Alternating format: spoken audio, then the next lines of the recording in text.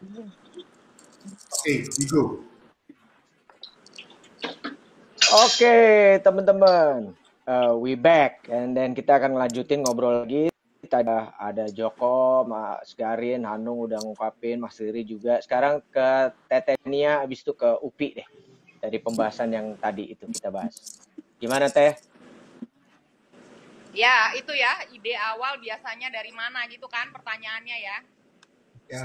Pertanyaan itu sebenarnya Akuin pertama kali. ya, pertama kali itu biasanya dari mana? Biasanya kalau aku dari kegelisahan sih, karena kan film itu kan sebenarnya mirip mungkin ya sama Joko. Tiap aku gelisah, aku pasti nulis sinopsis. Kegelisahan aku di misalnya mengenai aku kawin sama Cina gitu. Suami aku kan Cina kan, Cina Yunani.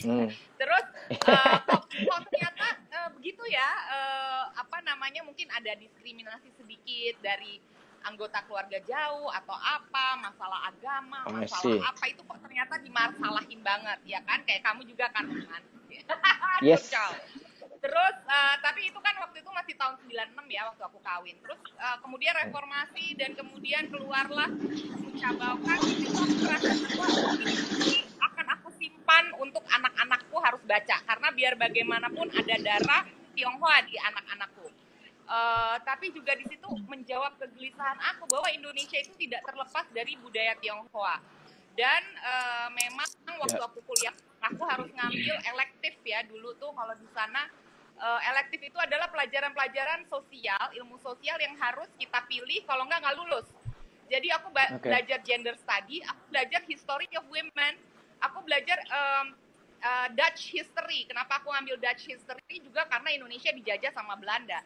Jadi pelajaran elektif itulah yang membuat aku merasa bahwa buku ini nih berguna banget gitu dan visual sekali. Sebagai pencinta sejarah juga, aku juga sangat menyukai period film, terutama Barry Lyndon ya, filmnya Stanley Kubrick tahun 75 itu makalah aku waktu kuliah film tentang Barry Lyndon. Itu benar-benar membuat aku merasa bahwa ini harus jadi film pertama gue nih gitu. Tapi itu juga bukan hanya sekedar karena sejarah, karena itu menjawab kegelisahan aku. Gimana anak-anak gue, tahu nggak mereka bahwa latar belakang keberadaan kelompok Tionghoa di Indonesia tuh nggak cuma segini aja loh. They have a mark di dalam tradisi kita, musik, semua. Baju, pakaian, cara menikah, segala macam itu kan tradisi-tradisi Tionghoa banyak sekali pengaruhnya gitu. Jadi selalu dari kegelisahan ya sih. Walaupun mungkin ada touch of komedinya, seperti Berbagi Suami itu kegelisahan gue banget mengenai poligami. Kenapa orang selalu cenderung melakukan itu gitu. Di mana keadilan gendernya, di mana diskriminasi ada apa enggak di situ gitu. Jadi semua itu juga terpengaruh dengan subjek-subjek yang memang aku pelajari waktu kuliah dan kalau aku nggak kuliah mungkin aku nggak akan punya akses untuk mempelajari dan mengkaji dan bikin paper-paper makalah untuk supaya lulus mengenai isu-isu itu gitu. Jadi semua itu selalu berdasarkan kegelisahan sih yang dituangkan dalam sinopsis. Kalau Joko langsung ke skrip, kalau aku sinopsis dulu. Pokoknya intinya plottingnya gini.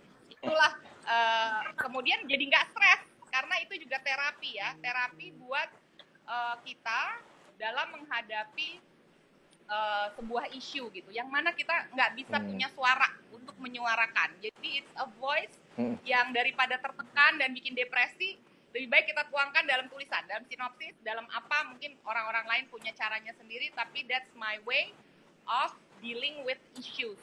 Dalam hidup ini nggak akan ada lah ya, nggak akan berhenti dari issues gitu. Kalau Upi nambahin ya. Upi dulu tapi Mas Garin mau nambahin. Upi dulu aja. Upi dulu. Oke. Ya. Kalau saya sih biasanya memang idealnya itu membuat cerita, saya mendapatkan ide cerita itu memang dari sama seperti Joko Antonia dan siapapun itu, bahwa emang awalnya dari ada kegelisahan. Jadi biasanya itu dari apa yang saya rasa, saya dengar gitu, apa yang mengusik perasaan saya, apa yang mengusik pikiran saya, itu biasanya akan di saya sebenarnya. Tapi jujur-jujurnya film pertama saya itu kan sebenarnya film romantis komedia 30 Hari Mencari Cinta. Itu film sebenarnya yang sangat sangat yang saya pikir sangat strategi gitu film itu. Kenapa? Karena jadi saya awalnya dulu kan bikinnya video klip, saya bikin video musik. Nah zaman dulu tuh saya kebagian selalu band rock gitu, metal gitu kayak power metal, terus apa lagi tuh semua keluarannya Lox Labor. Kalau tahu produser metal zaman dulu tuh Lox Labor, nah itu dia video klipnya saya banyak bikin. Tahu lah. Nah, saya itu dulu kalau bikin video klip itu tuh memang saya kan punya sisi dark gitu dalam diri saya. Jadi video klipnya rata-rata tuh yang kayak thriller gitu, yang kayak horor gitu. Yang orangnya diseret-seret, macam gitu. Akhirnya semua produser musik tuh jadi ketakutan sama saya. Dia pikir nanti kalau saya kasih klipnya ke Upi nanti akan dibunuh-bunuh lagi nih saya. Gitu. Akhirnya saya sama sekali nggak dipakai sama produser-produser musik yang lain karena mereka takut. Nah, makanya setelah itu saya mikirkan ketika saya ada kesempatan untuk membuat film, saya mikirnya sebenarnya ide film pertama saya tuh harus sebelenggu yang trailer itu. Tapi saya pikir kalau misalnya ini jadi film pertama saya, bisa jadi itu akan jadi film terakhir saya. Abis itu produser kapok gitu kan. Makanya strategi yang saya pikir adalah gimana supaya saya bisa diterima dulu nih di industri ini yang aman, yang saya bisa menarik perhatian produser-produser lain. Makanya akhirnya film 30 Hari Mencari Cinta yang ringan, yang ya girly-girly gitu. Jadi sebenarnya film pertama saya itu si 30 Hari Mencari Cinta tuh saya buat berdasarkan strategi biar saya bisa survive dulu di industri ini. Dan ternyata berjalan. Ternyata sini. Nambahin. Iya. Ya, saya nambahin. Gimana? Ya, Mas Garin. Ya, sebetulnya memang kalau dalam proses saya yang agak jadul ya, 3 dekade ya. Agak jengkelin sih 3 dekade, sudah tua sekali. Tapi maksud saya adalah selalu ada proses awal yang mencari-cari dan ada proses pengalaman lalu membuat peta yang cukup jelas. Kalau bagi saya sendiri biasanya selalu ada unsur apa yang disebut juga statement pasti. Sumbernya dari mana-mana saja. Tapi lama-lama menjadi sebuah peta berbagai macam hal. Jadi peta tema yang sesuai dengan periode tahun untuk statement saya pribadi saya. Tema tentang keindonesiaan dari tahun 27 Cokroaminoto tentang organisasi Islam, Nyai tentang mistisme dan setan Jawa sampai pada 49 tentang kemerdekaan, 65 tentang komunis, 70 sampai 90 slang sampai aku jatuh cinta dan pasca reformasi tentang Papua dan Aceh dan relasi-relasi seni lewat opera Jawa, setan Jawa dan kemudian sekarang tentang LGBT misalkan. Semuanya adalah peta. Itu yang pertama. Peta statement berdasarkan permasalahan di negeri ini yang saya tertarik. Kemudian yang kedua adalah peta penemuan diri dan pencarian. Ya, nggak usah berat-berat, kecil-kecil saja, tapi membaca diri kita. Jadi misalkan gini, oh video ada, tapi blow up di luar negeri sudah ada. Oke, kita blow up aja. Pertama kali blow up adalah Rindu Kami Padamu dan film Puisi Tak Terkuburkan, blow up ke 35 mili. Tapi ketika editing pertama kali ada Cinta Bulan Tertutup Hilang, kita coba. Selalu harus ada unsur mencoba sesuatu, entah itu cerita, teknologi, atau gaya, bahkan di dalam cara-cara memecahkan di tengah krisis. Jadi misalkan tahun-tahun 5 tahun ini, saya banyak memakai bintang karena saya ingin dikenal di anak muda lagi, mulai dari Reza Radian, Chelsea, dan sebagainya, untuk dikenal oleh teman-teman yang punya follower lah. Gitu. Atau di tahun ini... Saya udah nggak muda lagi ya Mas ya, kalau saya. Kalau saya hitungannya udah gak muda. Followernya kurang, Ri. Kamu followernya kurang. Lebih baik followernya Joko pergi. Lanjut. Tahun ini krisis untuk pada setiap usia 5-10 tahun saya membuka peta baru. Saya membuat film yang 1 hari syuting Nyai. Tujuannya apa? Kalau saya tidak dapat produser, saya punya cara-cara untuk produksi syuting 1 hari, one take, real time dan long take gitu. Tapi saya membuat suatu karya-karya yang expanded film dengan hubungan teater, dengan musik dan sebagainya untuk nilai tambahnya. Tapi saya tetap membuat film Kucumbu dan sebagainya. Oleh karena itu setiap periode kemudian selain tadi statement diri dan peta kita untuk melakukan pernyataan di dalam masalah-masalah negeri ini, juga menemukan cara-cara tertentu baik itu teknologi, cara produksi, waktu, dan membaca hal-hal baru yang untuk apa yang disebut persiapan ke depan. Tentu saja banyak kegagalannya dalam proses ini. Tapi saya selalu melakukan itu di setiap periodisasi. Kira-kira itu tambahan. Oke. Anung tadi mau nambahin apa Nung tadi? Anung? Enggak, gini, sebenarnya gue tuh sama kayak Upi gitu kan. Jadi orang yang merindukan sekali sebuah ruang di mana itu sinerginya satu frekuensi gitu kan. Baik antara apa namanya antara produser, kemudian sutradara, penulis, itu jadi satu sinergi itu buat gue adalah sebuah ruang yang memang yang gue bayangkan. Cuma memang faktanya yang gue hadapi selalu berseberangan gitu kan. Jadi apakah terus gue harus menyerah dengan itu semua? Ya uh, enggak, itu bagian dari apa ya, bagian dari dealing sebetulnya. Tetapi yang paling penting yang harus yang harus gua sadari di sini, yang harus gua sampaikan adalah pada saat gua pertama kali membuat film pertama gua gagal tentang period yang gua inginkan itu, gua akhirnya bikin Brownies. Bukan berarti kemudian gue membuat sebuah film yang apa adanya di situ. Ya udahlah, ini maunya produser seperti ini, maunya Pak Leo seperti ini, gue bikin. Enggak, gue nggak mau jatuh dalam situasi yang seperti itu. Tetap gue harus mencari sesuatu hal yang itu menjadi diri gue. Itu adalah gue. Makanya kemudian gue tahu kelemahannya orang-orang seperti itu, produser-produser seperti itu, mereka tidak mau capek terlibat dalam pembedaan skenario gitu kan. Ya kan, berkutat pada literasi mereka tidak akan mau. Nah, karena itu makanya saya menciptakan semacam komunitas di situ. Waktu itu saya sama Salman Aristo, saya sama Erik Sasono itu mendevelop Brownies, ya kan, gimana Brownies ini tetap dengan situasi, tetap dengan pop, ya kan, tetap dengan koridor pop, umbrella pop, tetapi kita tetap bisa menyampaikan satu misi sosial, misi idealisme kita gitu kan di situ. Jadi itu kemudian akhirnya saya menjadikan itu jadi pola gitu kan, akhirnya jadi pola. Jadi meskipun saya membuat sebuah film yang bukan mau gue, tapi ada satu pencapaian tertentu di situ gitu kan. Sampai kemudian saya menemukan satu titik di mana saya bisa melakukan katarsis sendiri, saya bisa melakukan saya bisa melakukan secara merdeka apa yang saya inginkan. Sebenarnya itu sih, itu tambahannya. Oke, No. Oke, gue mau lanjut mengenai pentingnya pengetahuan teknis nih. Dari tadi kan kita ngomong kronologis, ide dari mana dan segala macam. Kan waktu itu sempat ada Joko lumayan menyentil tuh menulis tentang yang paling mudah tuh jadi sutradara, karena yang lainnya lo tinggal didukung sama pendukung-pendukung teknis gitu kan. Nah, kan kalau buat gue pribadi kok, dan gue lapangan pada saat itu satu-satunya sutradara. Gue hanya punya komandan di situ ya sutradara gue. Nah, bagaimana teman-teman ngelihat sebenarnya berapa persen sih sebenarnya yang diperlukan? Kan sutradara yang punya visi misi, dia komandannya. Tapi ada yang bilang kan gini, lo yang penting lo cari aja yang secara teknis jago-jago, tinggal lo ngomong. Tapi apakah benar begitu? Atau memang sutradara harus full mengetahui 100% tentang teknis, baik itu director fotografinya, editingnya, segala macam. Nah, pendapat teman-teman tuh dengan hal-hal yang seperti itu kayak apa sih? Gitu. Pertanyaan lo itu sama kayak pertanyaan gue pada saat gue kuliah yang ngajarin Mas Garin. Pada saat saya kuliahnya Mas Garin di IKJ, saya nanya ke Mas Garin pada saat itu, Mas Garin nggak tahu apa Mas ingat apa nggak. Pokoknya saya, Mas, menjadi sutradara di Indonesia itu emang harus semuanya bisa ya. Karena terus terang, gue motret pakai kamera manual gue nggak bisa.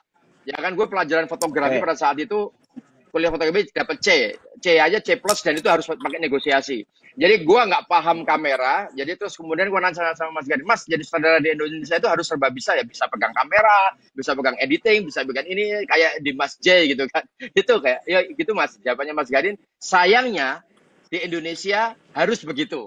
Gitu Mas, jawaban sampean. Itu masih saya ingat. Oke. Ya, makanya pengen tahu sebenarnya memang 100% harus memahami atau tahu tentang teknis, atau memang sekian persen aja, habis itu lo serahkan kepada yang lebih tahu secara teknis untuk yang lebih teknisnya. Itu gimana kira-kira? Siapa duluan? Ya, Joko lah, Mas Garin. Joko boleh, Joko. Mas Garin bener nggak tadi Mas? Joko tuh gara-gara Joko. Gara-gara Joko, nge-tweet. jangan makan terus, Jok. Lu puasa, Mas. Kalau gua percaya bahwa satu film itu visinya harus dari sutradara dulu gitu. Jadi ketika skenario sampai di sutradara, sutradara yang punya hak dan kewajiban untuk menciptakan film itu bahkan sebelum filmnya di syuting. Jadi yang namanya seorang sutradara yang punya visi itu bukan visi dan misi seperti yang ada istilah yang kita pakai kalau kita lagi rapat dan sebagainya ketika berorganisasi, tapi visi di dalam kepalanya itu filmnya seperti apa dunianya, cara orang berinteraksi, bagaimana mekanisme dari elemen-elemen dalam dunia itu akan berinteraksi satu sama lain. Itu adalah visi yang ada dalam kepala sutradara. Nah, visi ini nantinya akan dikomunikasikan kepada kru dan pemain yang akan membantu sutradara bekerja sama dengan sutradara untuk membangun dunia ini yang tadinya hanya ada di dalam kepala sutradara menjadi sesuatu yang lebih konkret.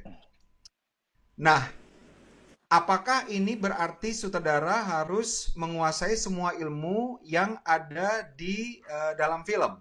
Ada sinematografi, seperti yang gue bilang tadi, ada art direction, makeup, dan sebagainya. Seperti yang gue bilang tadi, gue percaya bahwa setiap saudara harus memiliki knowledge basic, paling enggak kemampuan bagaimana dia mengkomunikasikan visi yang ada di kepalanya ke kru. Misalnya, bagaimana dia bisa bilang ke sinematografer bahwa nanti film yang akan kita buat ini look-nya akan jadi seperti ini. Bagaimana dia mengkomunikasikan ke art director bahwa nanti dalam film yang akan mereka buat bareng akan seperti apa feel-nya dan seterusnya gitu. Jadi sutradara harus punya basic knowledge untuk memberitahukan kepada para kolaborator dia dalam sebuah film untuk menciptakan ini bareng. Nah, dari kru dan pemain adalah memberikan expertise mereka, baik talenta maupun skill, untuk membuat visi yang tadi ada dalam kepala sutradara menjadi pertama terwujud, yang kedua lebih baik. Jadi kalau misalnya di dalam kepala sutradara dia mempunyai visi filmnya akan sedemikian rupa, tentunya tidak akan konkret, tidak akan dalam kepalanya memang ada visi, ada gambaran, bayangan bagaimana dunia akan tercipta, tapi tentunya tidak akan complete dan clear gitu. Nah, fungsi dari kru dan pemain adalah memberikan expertise mereka, skill dan talenta untuk membuat visinya terwujud dan bisa jadi lebih baik gitu. Jadi kembali yang menjadi nahkoda, kapten dari sebuah produksi itu harus sutradara secara kreatif. Karena apa? Karena kalau misalnya sutradara tidak memiliki visi yang clear, dia mau bikin film seperti apa dan bagaimana semua elemen dalam dunia yang akan dia ciptakan dengan pasti, ini tentunya akan berakibat kepada sebuah produksi yang tidak efektif dan tidak efisien gitu. Apakah karena ketidaktahuan sutradara berkomunikasi dengan krunya sehingga terjadi miskomunikasi? Mungkin nanti akan ada tidak efisiensi di waktu kerja atau budget dan sedemikian rupa. Filmnya mungkin akan selesai, tapi mungkin tidak akan menjadi satu visi yang dibuat yang sudah dari awal ingin diciptakan gitu.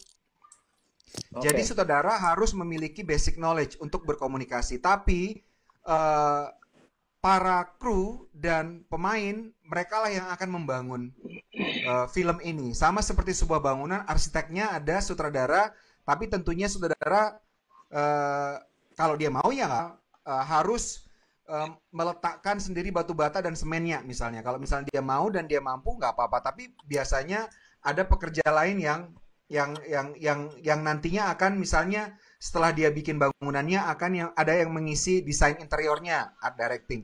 Ada yang membuat lighting bagaimana supaya satu ruang tercipta dengan indah, dengan membuat jendelanya seperti apa dan sedemikian rupa gitu, dan meletakkan penerangan di setiap ruangan seperti apa. Jadi tetap sutradara harus punya basic knowledge.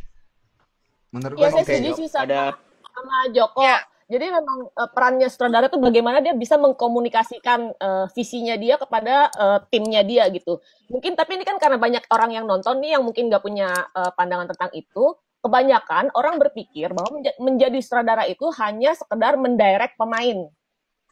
Ya. gitu. Kebanyakan orang luar tuh berpikirnya begitu, bahwa sutradara tuh hanya sekedar mendirect pemain, padahal sebenarnya lingkupnya tuh sangat-sangat luas dan sangat-sangat besar. Bahwa film ini bisa terjadi kan ada di kepalanya sutradara dan bagaimana dia mewujudkannya itu bersama timnya.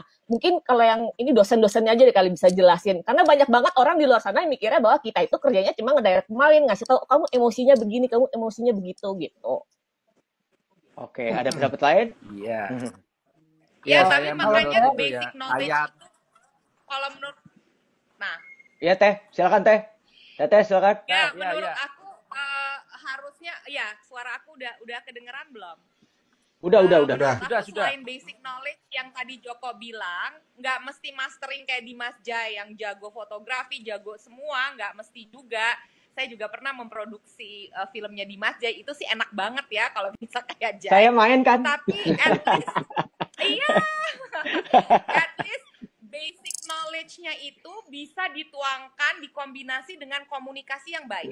Karena kalau cuma punya basic knowledge, tapi dia nggak punya communication skill, kita juga bingung. Semua krunya yang lain juga bingung. Jadi PR-nya sutradara emang tidak hanya sekedar mendirect pemain harus gini, emosi gini. Putus. Teh, putus. Tehnya freeze. Oke. Ini kan sebentar lagi kita akan keputus lagi dulu nih. Kita akan break lagi. Bentar lagi. Jadi memang udah ada waktu yang akan sekedar break. Jadi nanti kita akan lanjutin. Sprintnya jelas. Persis seperti Teteh masih ngomong itu. Teteh. Kan? Oke. Ya. Supaya ngobrolnya enak, nanti terusin lagi. Karena kita sebentar lagi akan break lagi dulu nih. Ada diputus lagi dulu. Jadi terusin tadi. Nanti kita lanjut lagi ke Teteh. Oke teman-teman. Kita ketemu lagi after this. The break. Ini emang dia harus begitu